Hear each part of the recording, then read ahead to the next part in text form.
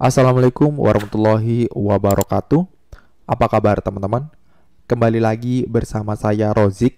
Pada video kita kali ini, kita akan melanjutkan playlist video kita sebelumnya, yaitu tentang provider.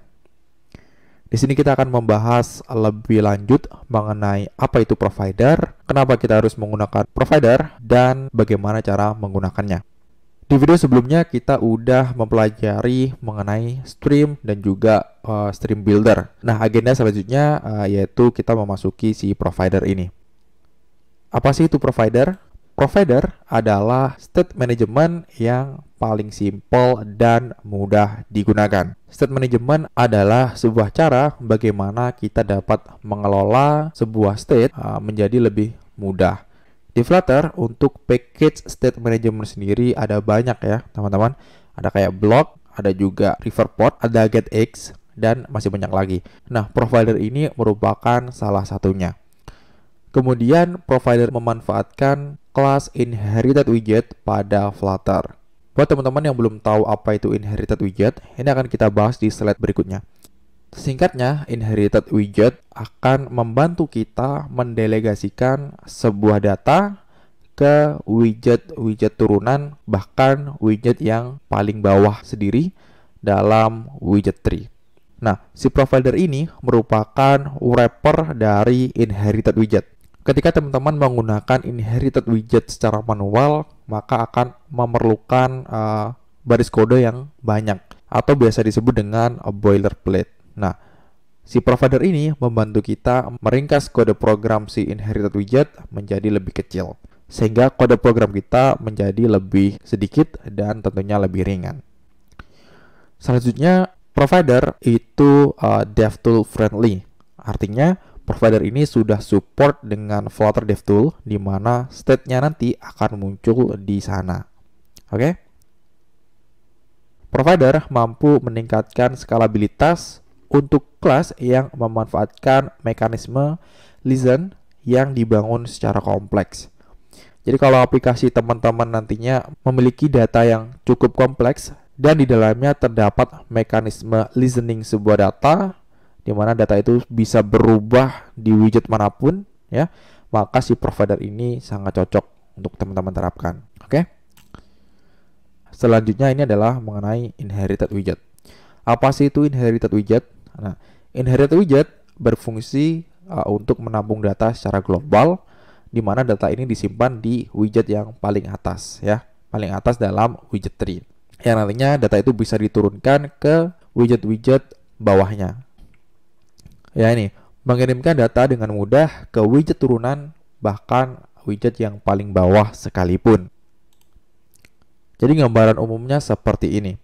Semisal di sini teman-teman menerapkan si widget A ini turunan dari inherited widget, maka widget turunan di bawahnya akan dapat mengakses data yang teman-teman simpan di widget A. Semisal di sini si widget C membutuhkan data yang ada pada widget A, maka si widget A dapat langsung mengakses datanya tanpa melalui widget turunan di atasnya. Jadi nggak perlu lagi dari widget C ke sini, ya, minta ke sini, jadi nggak perlu. Jadi bisa ke widget C langsung ke si widget A. Begitu pula dengan widget B dan juga widget-widget yang lain di sini, tanpa perlu melalui si widget turunan di atasnya. Jadi analoginya seperti ini, teman-teman. Misalnya adalah teman-teman memiliki seorang kakek, dan kakek tersebut ingin memberikan sebuah uang kepada teman-teman. Kalau teman-teman tidak menggunakan inherited widget, maka si kakek ini akan memberikan uang ke orang tua teman-teman, lalu dari orang tua teman-teman akan memberikan uang ke teman-teman. Sedangkan kalau teman-teman menggunakan inherited widget, ya, maka dari kakek, ya, kakek teman-teman itu langsung memberikan uang ke teman-teman secara langsung tanpa melalui perantara.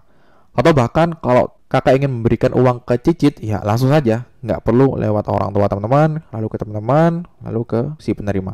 Jadi bisa langsung gitu ya. Nah, itu analogi secara sederhananya. Semoga teman-teman dapat memahami.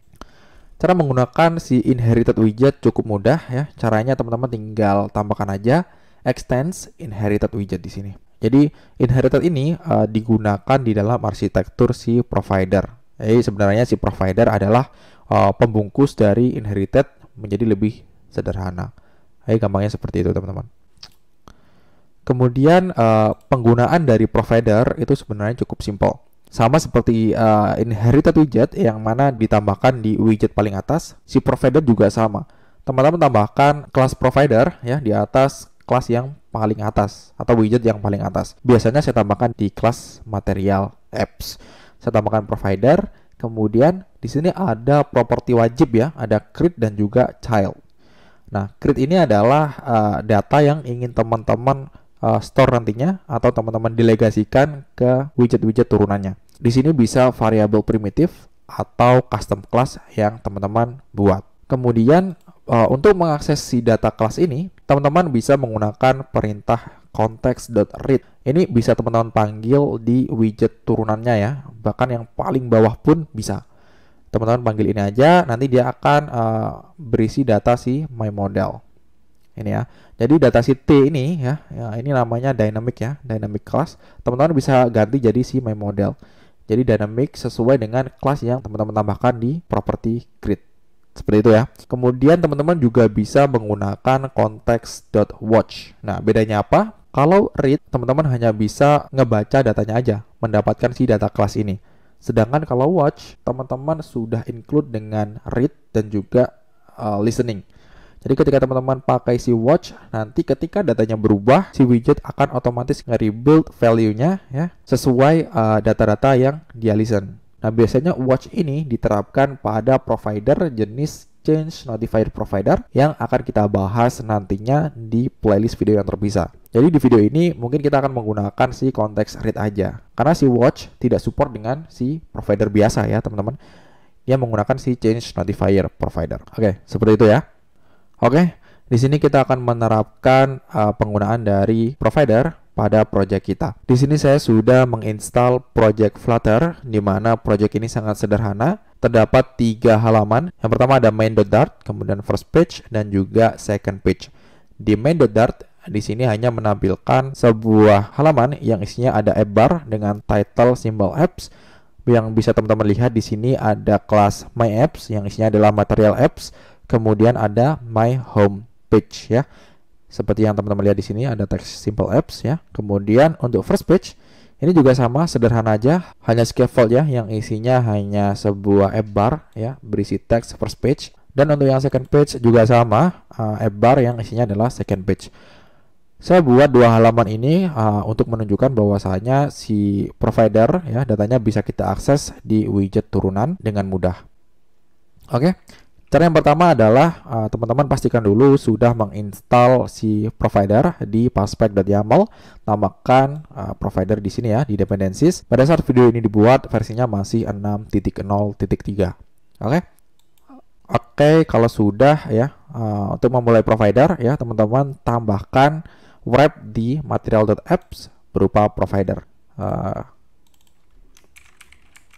Seperti ini ya, jangan lupa diimport.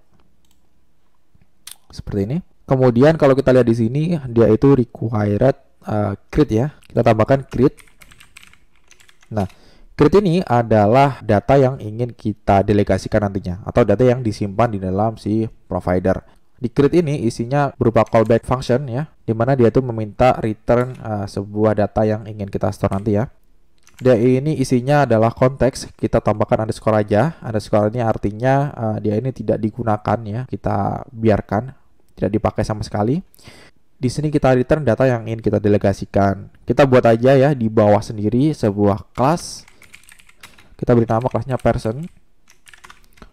Propertinya adalah string name dan juga integer age. Seperti ini.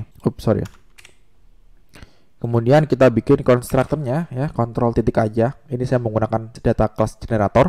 Teman-teman bisa cek di video saya sebelumnya mengenai si ekstensi ini. Seperti ini ya. Lalu kita simpan.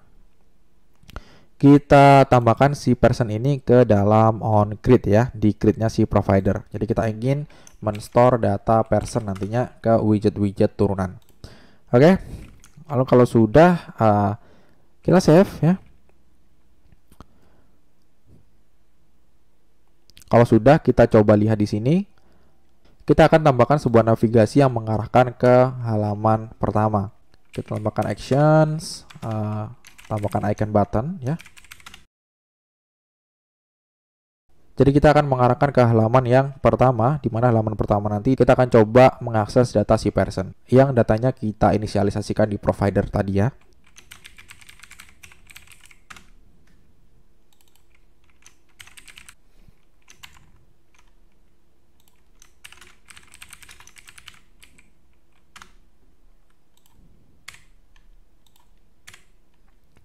Kita beri dia icon .saffron_right ya.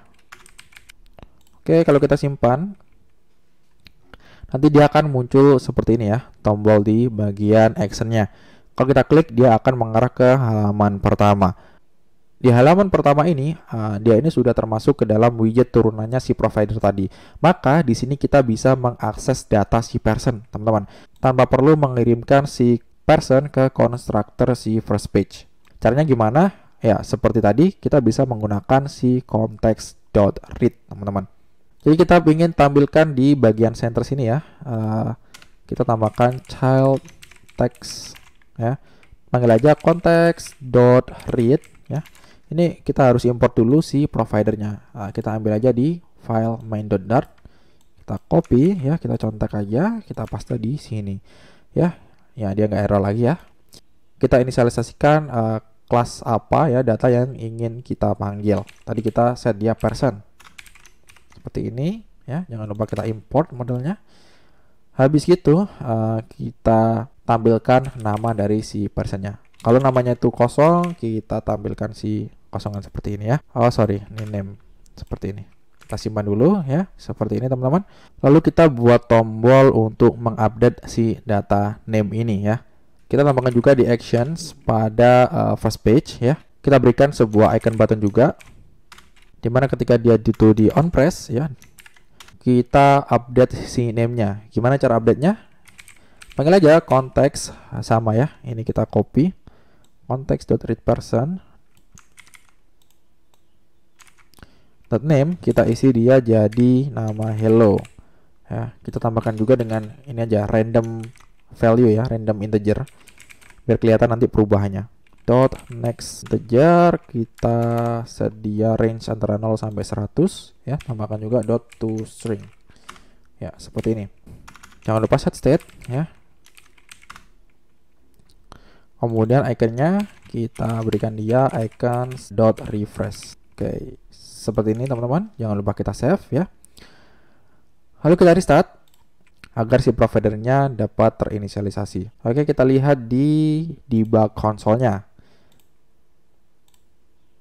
Oke, aplikasi udah terstart ya. Kita cek di sini. Ya, seperti ini. Data awalnya kosong ya. Kalau kita inisialisasi di sini, dia tidak ada data sama sekali ya. Kalau kita klik refresh, hello 24 ya, dia akan menampilkan data yang di first page di sini. Oke. Dia ini mengambil data yang ada di provider ya, teman-teman. Jadi data ini tersimpan secara global atau tersimpan di widget yang paling atas. Kalau teman-teman refresh lagi, dia akan ke-update terus ya. Seperti ini. Dan data ini si person ini bisa kita akses juga di second page, teman-teman. Ini kita copy aja ya. Kita paste di second page ya. Di sini second page, text centernya kita ganti jadi ini kita harus import dulu si providernya. Copy ya, kita tambahkan di sini. Seperti ini ya, teman-teman. Ini juga kita import class personnya. Kemudian di sini coba kita tampilkan age-nya. Ini kita .toString ya. Ini kalau nggak ada dia jadi 0. Kita tambahkan keterangan umur. Ya, seperti ini. Kita simpan dulu ya. Lalu dari first page ini kita akan tambahkan tombol lagi, teman-teman, yang mengarahkan ke second page. Ini nggak perlu ya. Ini tambah chevron right. Kemudian di sini kita navigasi ke halaman second page. Navigasinya kita copy aja ya di main.dart di sini. Di bagian bawah kita tadi udah bikin navigator ya. Ini kita copy aja codingannya. Kita paste di sini, oke? Cuman ini kita ganti jadi second page. Oke, kita import aja kayak gini ya. Kita simpan dulu. Dia akan muncul seperti ini. Wah, ini kebalik ya. Kita update dulu. Kita ubah dulu. Ininya yang di bawah. Oke, kita save. Maka jadinya seperti ini ya teman-teman. Kalau kita refresh, sorry. Ini kok refresh ya, sorry. Nah, ini umurnya masih 0 karena kita belum update. Sorry ya, ini bukan refresh. Ini kebalik ya. Yang chevron rect, yang ini yang refresh. Salah. Kita balik lagi. Jadinya seperti ini. Yang refresh, kita refresh data name-nya. Gimana kalau kita refresh juga si age-nya ya? Kita update juga age-nya. Kayak gini. Kemudian kita set random next integer-nya. Oke, kita. Nah, begitu ya teman-teman. Kita simpan aja. Oke, kalau teman-teman arahkan ke second page ya, umurnya seperti ini ya. Masih 0, coba kita klik refresh ya, harusnya nggak 0 lagi. Kita ini ya, umurnya akan berganti karena kita update dia di halaman first page dan bisa kita akses di second page tanpa teman-teman di sini mengirimkan data persen di constructor. Jadi seperti itu ya, simpelnya mengenai si provider. Si provider ini menyimpan data kita di widget yang paling atas dan dapat mendelegasikan atau mengirimkan data kita ke widget manapun di bawahnya atau widget turunannya. Oke, kalau teman-teman ingin membaca lebih jelas mengenai si provider, teman-teman bisa kunjungin aja di package-nya, yaitu di pub.dev ya, package/provider, atau di dokumentasinya di api.flutter.dev. Dan kalau teman-teman ingin mengetahui lebih lanjut mengenai inherited widget ya, teman-teman bisa kunjungin aja website ini di dokumentasi Flutter ya, atau kunjungin di flutter.dev. Oke, mungkin cukup sekian untuk video kali ini, di mana kita ngebahas mengenai provider ya, konsep dasarnya gimana, dia itu sebenarnya apa. Semoga video ini dapat bermanfaat buat teman-teman, semoga dapat membantu. Jangan lupa like, comment, dan subscribe agar channel ini dapat berkembang dengan baik ke depannya. Apabila dalam penyampaiannya saya ada yang salah, mohon untuk dikoreksi. Teman-teman dapat koreksi ya, komen aja di kolom komentar. Oke, saya cukupkan sekian, kurang lebihnya mohon maaf. Saya akhiri, wassalamualaikum warahmatullahi wabarakatuh.